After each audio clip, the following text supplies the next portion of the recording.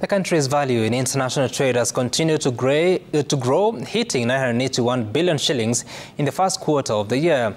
This improvement was largely supported by an increase in exports of tea and horticultural products.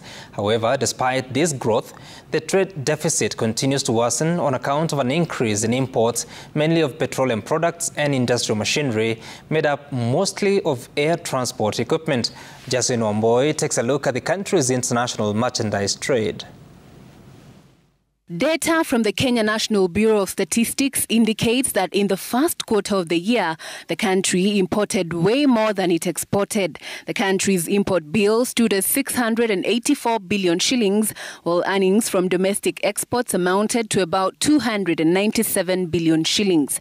The total trade volume for the period was about 981 billion shillings, worsening the trade deficit from 357 billion shillings in quarter one of 2023 to about 386 billion shillings this year.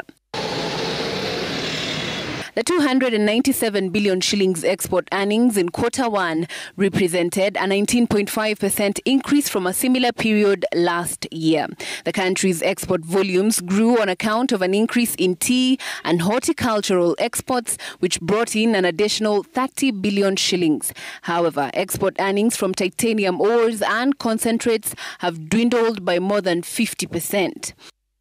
The country's import bill stood at 684 billion shillings, an increase of 16% from a similar period last year. This fueled majorly by importation of petroleum products and industrial machinery such as aircrafts. On the contrary, expenditure on fertilizer imports dipped by 32.1 billion shillings to about 9.7 billion shillings. Kenya exported primarily to Africa to the tune of 113 billion shillings.